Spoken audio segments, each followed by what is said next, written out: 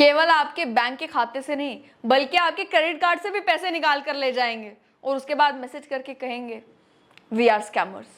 ये साइबर ठग जो है ना वो धीरे धीरे और ज्यादा आधुनिक होते जा रहे हैं और आम आदमी ये समझता है कि सबसे सेफेस्ट ऑप्शन यही है क्रेडिट कार्ड, क्योंकि क्रेडिट कार्ड में आपके खाते से तो पैसा जा नहीं रहा, एक किस्म का कर्ज ही आपको बैंक से मिल रहा है और at the end of the month आपको उस बिल का भुगतान करना है। और क्रेडिट कार्ड का एक खासियत ये भी कि क्रेडिट कार्ड से आप बिल तो भर सकते हैं, क्रेडिट कार्ड से आप चीजें तो खरीद सकते हैं, लेकिन एक खाते से दूसरे खाते में पैसा डाल सकते हो वो नहीं होता।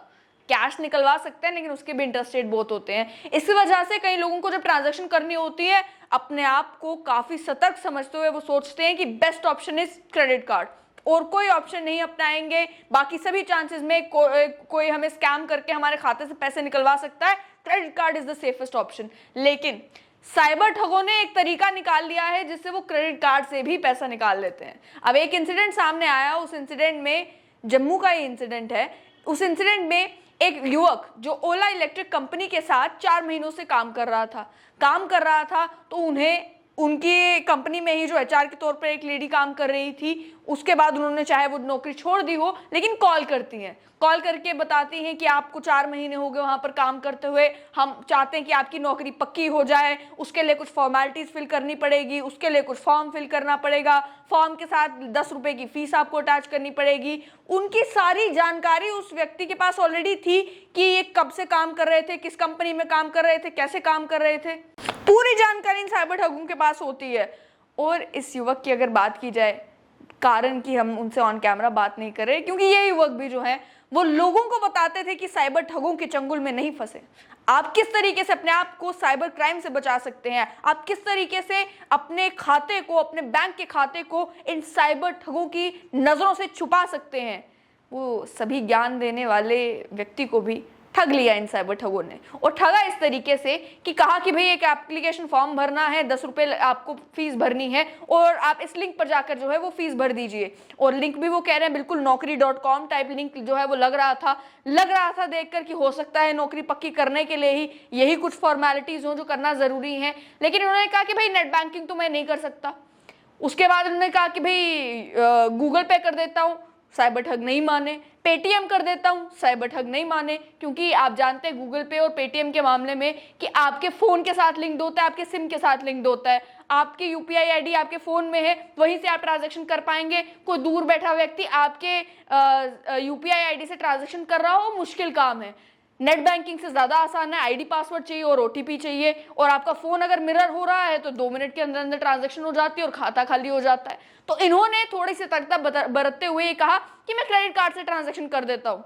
क्रेडिट कार्ड से ट्रांजैक्शन करने के लिए माने, इन्होंने कहा मैंने एक बार 10 रुपए की ट्रांजैक्शन की, अनसक्सेसफुल हो गई, दूसरी बार कोशिश की, अनसक्सेसफुल हो गई, तीसरी बार मैंने कोशिश की भी नहीं थी लेकिन फिर भी मुझे ओटीपी आ गया। ऐसे में मुझे समझ आ गया कि मेरा फोन तो जो है वो हैक हो गया है और मेरे फोन का कंट्रोल मेरे पास नहीं रहा।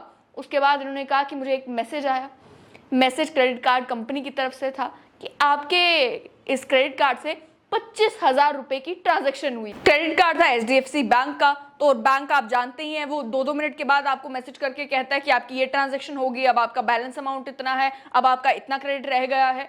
तो उनको जब मैसेज आया उन्होंने देखा कि 25,000 की ट्रांजैक्शन हो गई है, वो भी परेशान हो गए। फिर क्रेडिट कार्ड कंपनी ने ये भी बैंक की तरफ से मैसेज आ गया कि क्या ये ट्रांजैक्शन आप ही ने की है या किसी और ने की है। तो वो जब मैसेज आया तो उनको समझ आ गया कि यहाँ पर हम फंस चुके हैं।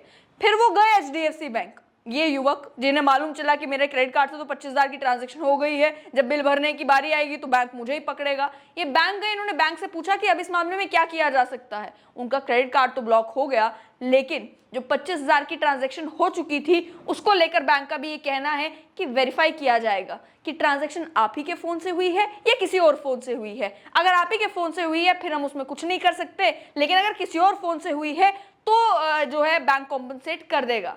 लेकिन बैंक ने भी कहा कि अब आपके साथ ये ठगी हो ही गई है तो आप कंप्लेंट करवाइए। तो ये युवक उठे और चले गए क्राइम ब्रांच के पास। आप जानते हैं क्राइम ब्रांच में भी इकोनॉमिक ऑफेंसेस विंग बन चुकी है, वहां जाके कंप्लेंट दायर की। तो उन्होंने भी कहा कि अभी आपका समय 2 महीने के बाद आएगा। उनके पास बहुत केसेस हैं झेलने के लिए। वो कहाँ है एक व्यक्ति के इस तरीके से ढूंढते रहेंगे कि पैसे कहाँ गए, किसने निकाले, कैसे निकाले, ढूंढेंगे तो सही। लेकिन उन्होंने कहा कि आपकी एप्लीकेशन छोड़ जाइए, समय 2 महीने के बाद आया। तो ये युवक निराश होकर वापस तो चले गए, लेकिन अब इस परेशानी में है कि जब तक कोई मामला सुलझाएगा और ये बताएगा कि ये जो ट्रांजैक्शन हुई है ये मेरे फ़ोन से हुई है या किसी और के फ़ोन से हुई है, बिल तो मुझे बिल्कुल अगले महीने की वो 2 तारीख या 8 तारीख या 10 तारीख जो भी बिल साइकिल होता है उस तारीख को बिल आ जाना है। बिल जब आएगा तो बिल भरना पड़ेगा। बिल नहीं भरेंगे तो क्रेडिट हिस्ट्री खराब हो जाएगी, क्रेडिट स्कोर खराब हो जाएगा। बिल नहीं भरेंगे तो इंटरेस्ट चढ़ना शुरू हो जाएगा। तो ऐसे में व्यक्ति करे तो करे क्या।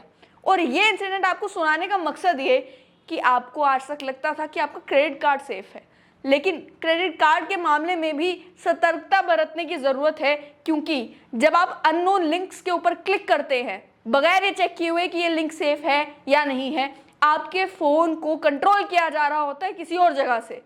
और कहीं और जब आपके फ़ोन को कंट्रोल किया जा रहा होता है, आप अपने क्रेडिट कार्ड का नंबर डालते हैं, साइबर ठग आपका नंबर नोट करते हैं, आप CVV डालते हैं, आप डेट ऑफ एक्सपायरी डालते हैं, वो भी साइबर ठग नोट कर रहे होते हैं। और जैसे ही OTP आता है वैसे ही खाता हो या क्रेडिट कार्ड हो, अमाउंट निकाल लिया जाता है।